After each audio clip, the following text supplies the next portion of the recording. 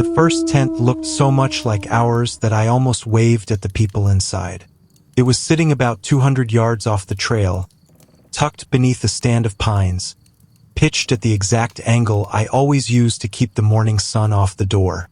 Same burnt orange rainfly, same black guy lines, same footprint extending a few inches beyond the vestibule. I remember smiling and saying, "Looks like somebody copied your taste." Taren slowed beside me. I was about to say the same thing. Neither of us realized we were looking at the beginning of the worst 2 days of our lives. If we'd kept walking instead of stopping to stare, maybe nothing that happened afterward would have happened at all. Or maybe we'd already gone too far. I've spent more weekends sleeping in the woods than I have in hotels. Not because I'm trying to prove anything. I just like places where the loudest sound at night is the wind moving through trees instead of traffic. Taren and I had been camping together for almost 9 years. We met during a wilderness first aid course after arguing over the fastest way to splint a broken ankle.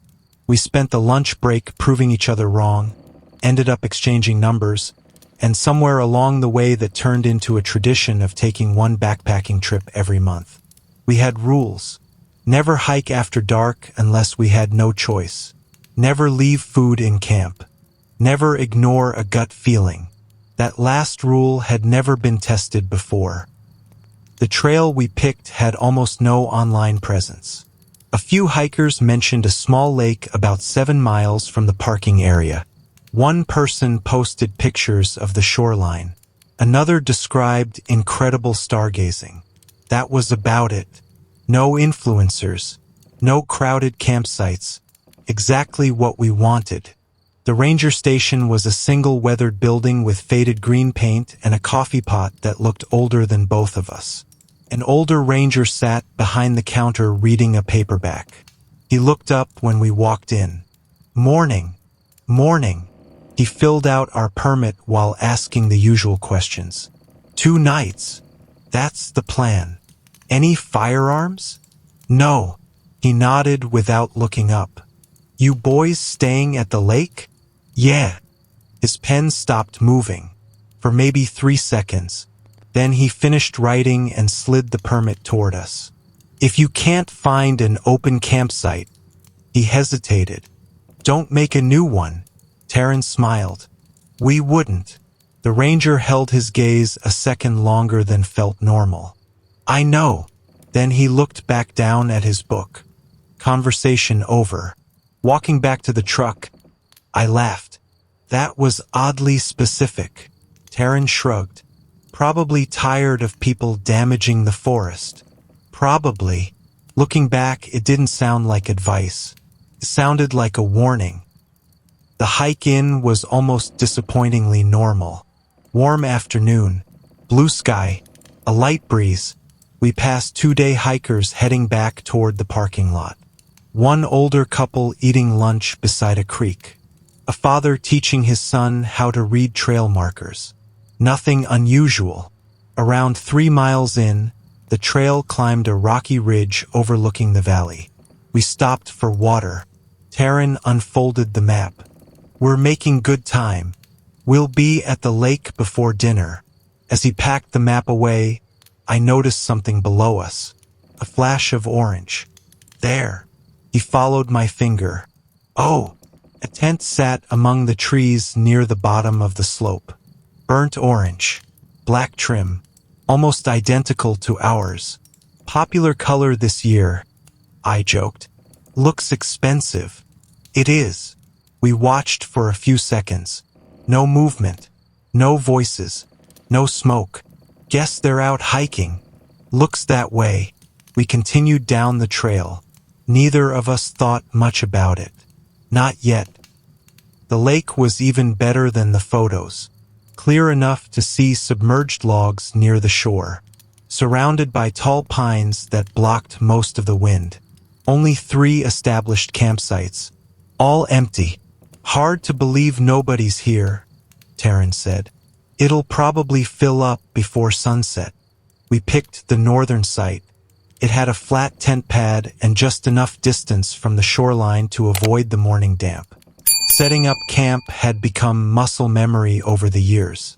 Tent, sleeping pads, bare line, water, firewood, everything in its place.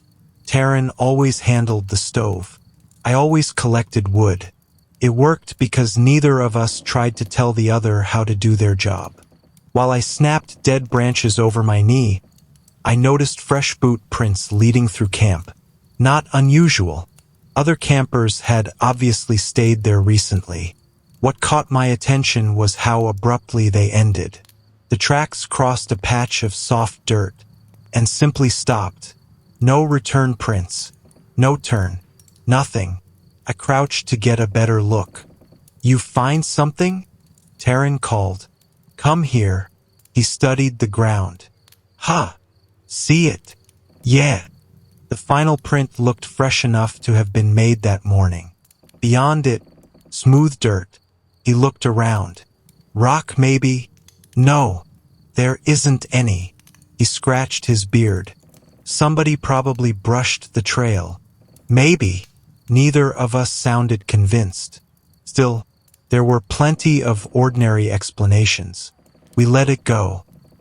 By sunset, we'd seen exactly one other camper. A woman in her 60s hiking alone with trekking poles. She waved as she passed our campsite. "Beautiful evening." "It really is." She stopped walking. "You boys staying here tonight?" "That's the plan." She looked toward our tent, then back at us. "Only one." I laughed. "One tent." She nodded slowly. "Good." Before either of us could ask what she meant, she smiled politely and continued down the trail. Taren watched her disappear between the trees. That was weird. A little. We joked that maybe she didn't like noisy groups. The explanation felt good enough. At least then. Dinner was freeze-dried chili. Taren insisted it tasted better than it looked. He was wrong. We ate anyway. The conversation drifted from work to an upcoming fishing trip we'd been planning for months. For a while, everything felt exactly the way camping always had. Comfortable, predictable, familiar. Then Taren stopped talking. "What?" He held up one finger. "Listen." I did. The breeze had disappeared. The lake was perfectly still. Even the trees seemed frozen. What happened to the wind? I don't know. Then I noticed something else. The birds. There hadn't been a single bird song for at least 30 seconds. No insects either. The silence wasn't complete. The fire still crackled. Our breathing sounded normal. But everything beyond the campsite had gone strangely quiet. It lasted less than a minute. Then, all at once, a gust of wind rushed through the pines. Leaves rustled. A raven called somewhere across the lake. The normal sounds of the forest returned as though someone had flipped a switch. Taren stared into the trees. "I've never heard it get that quiet." "Me neither." Neither of us mentioned it again. But from then on, every few minutes I'd catch myself listening, waiting for the silence to come back. Around 9:30 we crawled into the tent. The moon reflected off the lake just enough to turn the rainfly a pale gray from the inside. I was nearly asleep when I heard fabric flutter. Not ours. Another tent. Somewhere across the water. Then a zipper. A few seconds later, another zipper. I opened my eyes. "You hear that?" Taren answered immediately. "Yeah." We both listened. Wind. Water. Then a metal tent stake being tapped into the ground. Clink. Clink. Clink. Someone was setting up camp. At nearly 10 o'clock. "Bit late for that," I whispered. Taren checked his watch. They must have gotten a late start. Another metallic tap echoed through the darkness. Then another. Then another. It sounded farther away now, almost as if someone else was pitching another tent on the opposite side of the lake. I counted 6 strikes before the sound stopped. Neither of us slept well after that. Just before dawn, I woke to the smell of fresh coffee. Strong, rich, close enough that I thought Taren had started boiling water. He was still asleep beside me. I unzipped the tent and stepped outside. Our campsite was exactly as we'd left it. Cold fire, empty stove, no coffee. The smell drifted across the lake instead. I looked through the morning mist. On the opposite shore, I could just make out the outline of an orange tent. Then another. I blinked. A third shape stood farther down the shoreline. 3 identical orange tents, all facing the lake, all perfectly still. I rubbed my eyes, expecting the fog to clear. Didn't. Behind me, Taren stepped out of our tent and followed my gaze. Without saying a word, he quietly asked, "Did there used to be that many campsites over there?" For a long moment, neither of us spoke. 3 orange tents sat across the lake, half hidden behind the morning mist. The strange part wasn't that there were other campers. It was that we'd had a clear view of that shoreline the evening before. There hadn't been a single tent over there. Taren rubbed his eyes. Maybe they came in after we went to bed. 3 groups. He shrugged. We heard people setting up. I wanted to agree. It was the most reasonable explanation. But something about it didn't fit. Those metallic taps we'd heard during the night hadn't sounded like 3 different campsites. They'd sounded like the same tent being pitched, again and again, in different places. I didn't say that out loud. Instead, I started the stove. "Coffee, please." Neither of us took our eyes off the opposite shore while the water boiled. By the time the sun climbed over the trees, the mist had burned away. The tents were gone. Every one of them. The shoreline was empty. Taren lowered his mug. "Did you see them disappear?" "No." We'd looked away for less than a minute. That was all it took. After breakfast, we decided to hike around the lake. Not because we were worried, because we were curious. If 3 groups had camped there overnight, we'd find footprints, fire rings, or fresh ash. Something. The trail circled the water in a lazy loop, weaving through thick pines and patches of exposed rock. For the first 20 minutes, everything felt normal again. Chipmunks darted across fallen logs. A woodpecker hammered somewhere uphill. The forest seemed determined to convince us that nothing unusual had happened. Then Taren stopped walking. "You smell that?" I did. Wet nylon. The smell of a rain-soaked tent packed away too quickly. Only, it hadn't rained in almost a week. The odor drifted through the trees for a few seconds, then disappeared completely. "You think someone's drying gear?" "Maybe," but there were no voices, no smoke, no movement, just trees. The eastern shore came into view. That's where we expected to find the campsites. Instead, we found one, just one. An orange tent stood in a small clearing about 30 yards off the trail. Burnt orange, black trim, exactly like ours. Taren gave a quiet laugh. "Okay, that's getting a little weird. We should just keep walking. I kind of want to know what brand it is." "So do I." Neither of us moved. The tent flap was zipped shut. A pair of hiking boots sat neatly outside. One boot leaned slightly inward, exactly the way mine always did because the sole had worn unevenly. "You seeing that?" I asked. "Yeah." He looked at me. "You've got the same problem." My stomach tightened. We're probably noticing similarities because we're already thinking about it. Probably. Still, we walked toward it.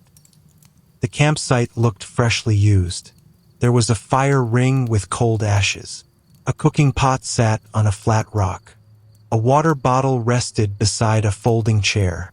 Nothing looked abandoned. "Hello," Taren called. No answer. "Anyone here?" Silence. I noticed the chair. A dark green camp chair with one strip of gray duct tape wrapped around the left armrest. Mine had that same strip. I'd put it there after the fabric started tearing last spring. I stared at it. No! What? That's my chair. Taren frowned. They sell thousands of those. Not with the tape. He looked closer. His expression slowly changed. There was a tiny burn mark near one leg. The exact spot where an ember had landed during a trip the previous autumn. Neither of us spoke. I felt foolish even thinking it. Someone couldn't possibly own my chair. It had to be coincidence, didn't it? Before either of us could move closer, a raven exploded out of the trees overhead. Its wings beat so close above us that both of us ducked instinctively. By the time we looked back, the tent flap was moving gently, not from wind, as if someone inside had just let it fall closed. Taren raised his voice. Hey! Nothing. He looked at me. We're leaving. For the first time that morning, I didn't argue. We continued around the lake. Neither of us joked anymore. Every few minutes I'd glance behind us. The tent was always visible through the trees. Until suddenly, it wasn't. The clearing was still there. The fire ring. The chair. The pot. But the tent had disappeared. I stopped walking. Taren. I know. The campsite was now missing the one thing that mattered most. We hurried back. The clearing looked untouched. The chair was gone too. The pot. The boots. Everything. Only the circle of stones remained. Taren crouched beside the ashes. He touched them. They're warm. How? We've been gone maybe 3 minutes. There wasn't enough time for someone to pack an entire campsite and leave without making a sound. Unless they'd been waiting for us to turn around. That thought stayed with me long after we'd left. By early afternoon, we reached the southern end of the lake. A narrow wooden sign pointed toward an older trail that wasn't shown on our map. The letters had almost completely faded. Only one word remained readable. Lower. The arrow pointed into thicker woods. Taren unfolded the map. There's nothing marked over there. Probably an old trail. We're not supposed to use unmaintained trails. I nodded. We both remembered the ranger's words. If you can't find an open campsite, don't make a new one. For reasons I still can't explain, neither of us stepped onto the side trail. We continued along the main loop. About 50 yards later, the smell of wet nylon returned. Stronger this time, mixed with fresh coffee. I froze. So it's not just me. Taren nodded slowly. It's exactly the same smell from this morning. It lingered for almost a minute. Then the trail climbed a rocky overlook where we could see nearly the entire lake. Taren raised his binoculars. What do you see? He didn't answer. Taren? He lowered them very slowly. I think. He swallowed. I think there's another tent beside ours. I snatched the binoculars. Our campsite sat exactly where we'd left it. Our orange tent was there. So was another one. Less than 10 feet away. Identical. Same color. Same shape. Same orientation. Even the guy lines stretched at the same angles. I lowered the binoculars. I don't. Taren took them back immediately. It's gone. What? I can't see it anymore. I grabbed them again. Only our tent remained. We stood there for nearly a minute. Neither of us trusted what we'd just seen. Finally, Taren forced a laugh. We've been staring at orange tents all day. Yeah. Our brains are probably filling in details. I wanted to believe him, more than anything. We reached camp just before sunset. Everything looked normal. One tent. Our tent. Nothing else. Dinner was quieter than the night before. We talked mostly about leaving early the next morning. Not because we were scared. because neither of us felt like spending another night wondering if we were imagining things. As darkness settled over the lake, the forest grew still again. Not silent, still. The fire crackled softly. The water barely rippled. Then, somewhere across the lake, a zipper slowly opened. Neither of us reacted. A second zipper answered from farther away. Then a third. Then a fourth. The sounds spread around the shoreline one after another, until it felt as though dozens of tents were being unzipped in the darkness. Neither of us moved. We simply listened. A few seconds later, footsteps began. Not running, not sneaking, just slow, steady footsteps on dry leaves. One pair, then another, circling the lake, never getting closer, never moving away, almost as if every camper had stepped out of their tent at exactly the same time. Taren leaned toward me without taking his eyes off the darkness. "Tell me we're hiking out before sunrise." I nodded. "I don't care if it's 4 in the morning." He stared into the trees for another few seconds. Then he quietly said something that made every muscle in my body tighten. "I only counted one set of footsteps." "What?" "I hear dozens of people." He looked at me. "But they're all walking in exactly the same rhythm." Neither of us slept. The footsteps continued for what felt like hours. Not constantly. They would fade for a minute, then return somewhere else around the lake. Always the same pace. Always the same rhythm. Never closer. Never farther away. Just circling. Around 3 in the morning, they stopped. Not gradually. All at once. The silence that followed was somehow worse. Taren looked at his watch. "Think they're gone." Before I could answer, a single metal tent stake rang out across the lake. Clink. Then nothing. We stayed inside the tent until the first hint of daylight seeped through the rainfly. Neither of us said much while packing.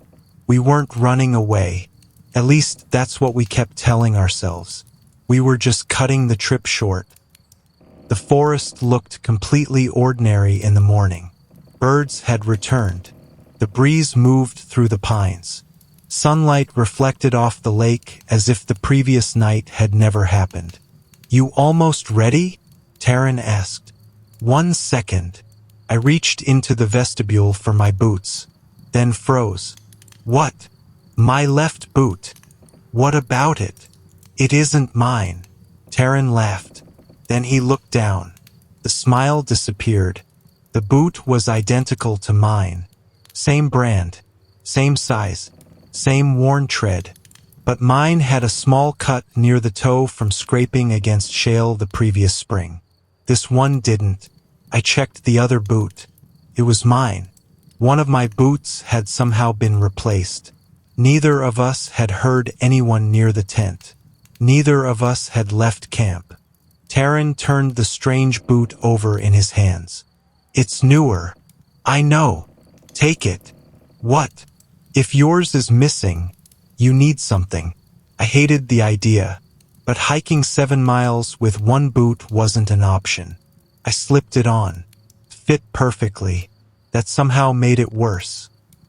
We left camp just after sunrise. Neither of us looked back.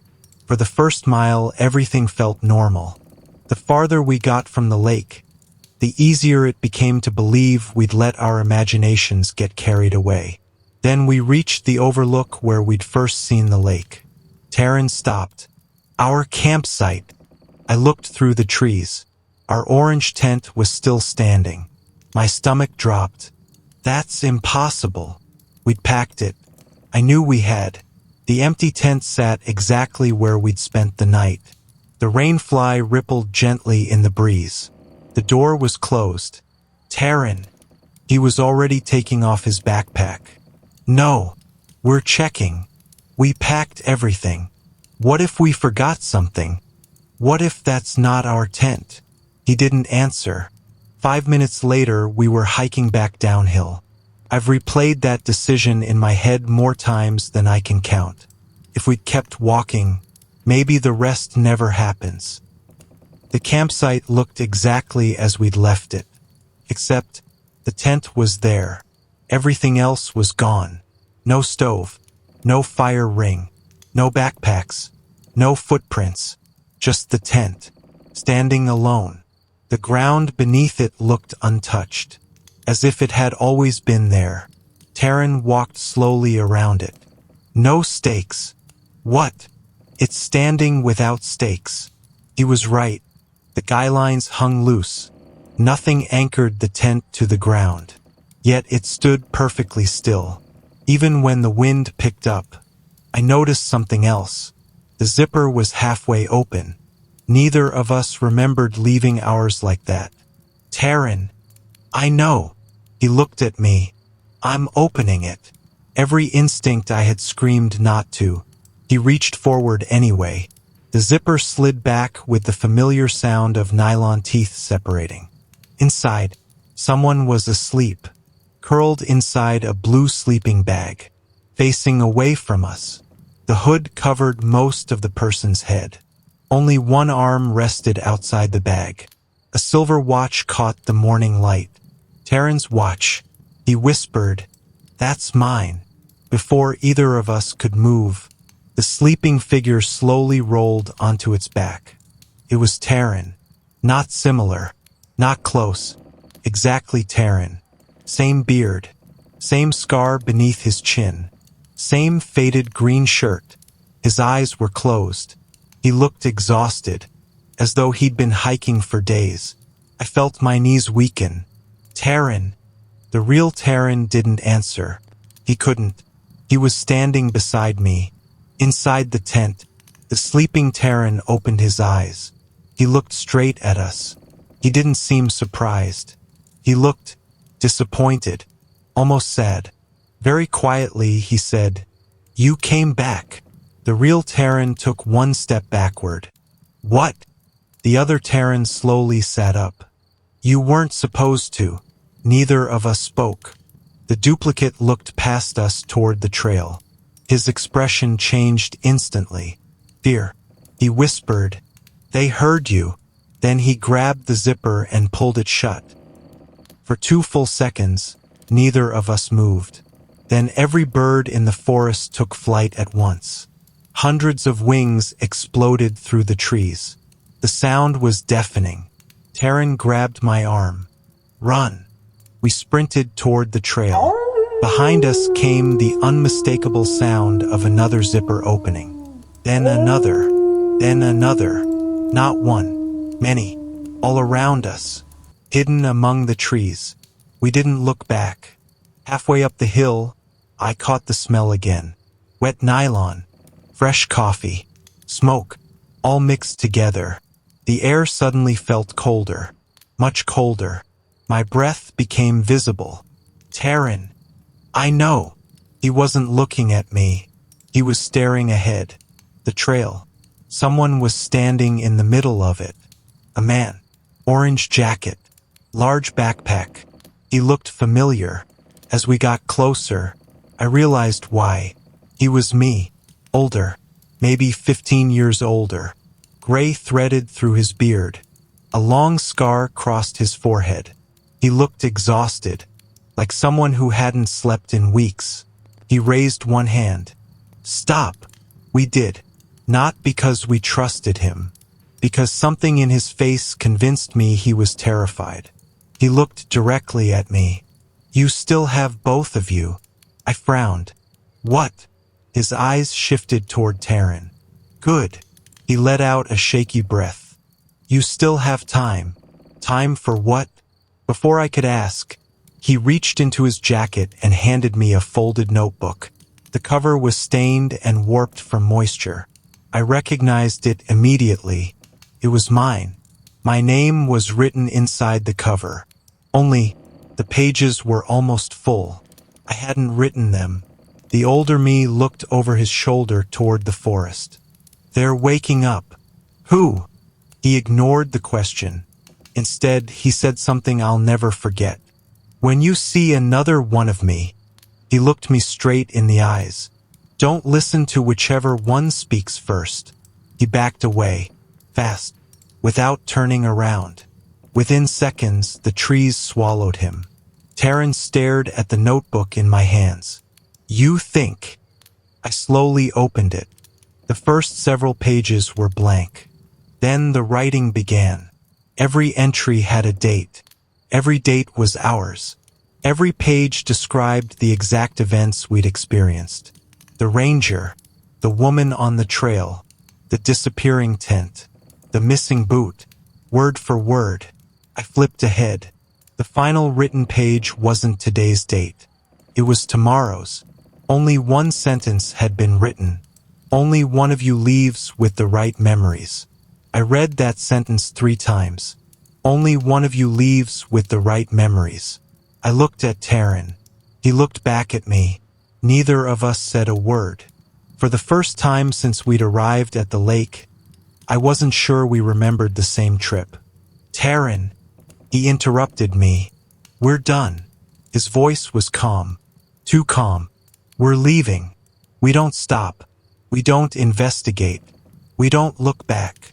I nodded. For the next half hour, neither of us spoke. The only sounds were our boots on the trail and our breathing. Then I noticed something. Taren. He kept walking. Your pack. What about it? It looks different. He frowned and slipped it off one shoulder. The red carabiner he'd always clipped to the side pocket was gone. He searched the pack. It's missing. When did you take it off? I didn't. He looked genuinely confused. I've had that carabiner for years. I believed him, because I remembered clipping it onto his pack while we were still in the parking lot. Or, at least I thought I did. About a mile later, we reached the old wooden sign, the one that pointed toward the forgotten trail. Only now, the arrow wasn't pointing into the woods anymore. It pointed directly at the trail we were standing on. Neither of us mentioned it. We simply walked faster. Then the smell returned. Fresh coffee, wet nylon, campfire smoke, closer than ever. Behind us came the slow scrape of a tent zipper. Neither of us turned around. Another zipper answered from somewhere off to our left. Then another. Then another. The forest sounded as if invisible campsites were opening all around us. Still, we kept walking. The trail should have taken us back to the parking lot before noon.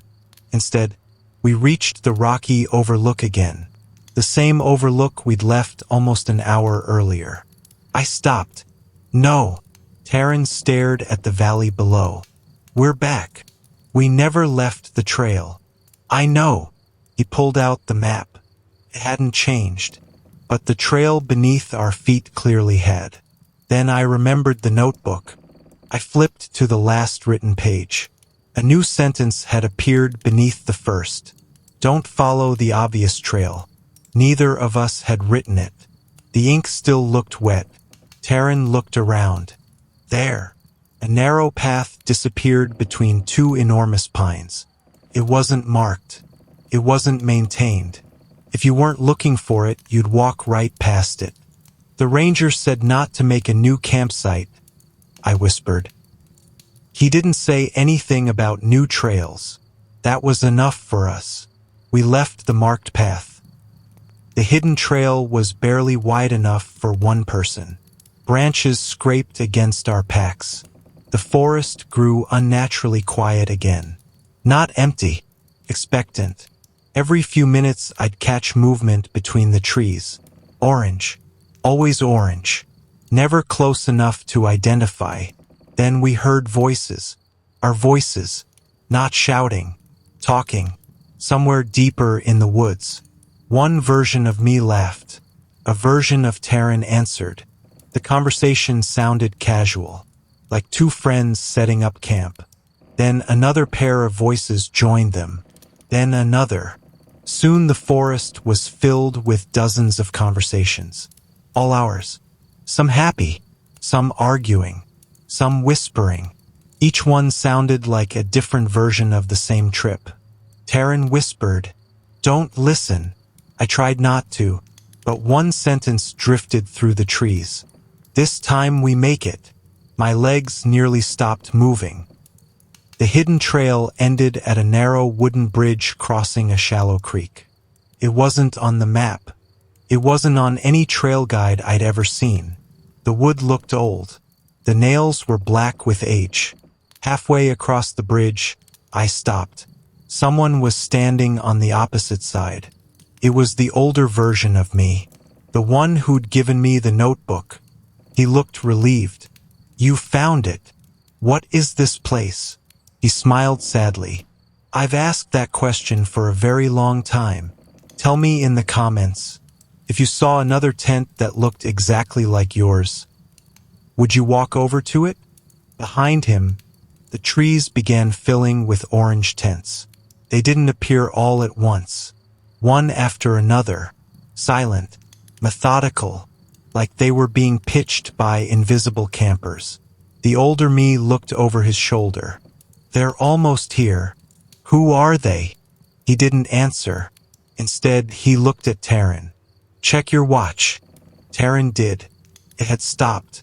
The hands were frozen at 2:13, the exact time we'd seen written in the notebook. He slowly looked up. I never noticed. The older me nodded. You weren't supposed to. Then he looked back at me. When you cross this bridge, don't look behind you. We crossed. One step, then another. The bridge creaked beneath our boots. Halfway across, I heard footsteps. Hundreds of them. Perfectly synchronized. Not running. Walking. The same rhythm we'd heard circling the lake. Closer now. Very close. Every instinct told me to look. I kept my eyes forward. The footsteps stopped. Then came the sound that still wakes me up some nights. Hundreds of tent zippers opening at exactly the same moment. The sound rolled through the forest like a wave. I gripped the railing so hard my fingers hurt.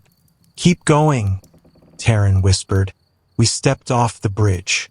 Instantly, the sounds disappeared. No footsteps, no zippers, no voices, just wind, birds, water flowing beneath the bridge. I turned around. There was no bridge, only a narrow creek that couldn't have been more than 2 feet across. The hidden trail was gone. So were the orange tents. The forest looked completely ordinary. An hour later, we reached the parking lot. Our truck was exactly where we'd left it. So was the ranger's.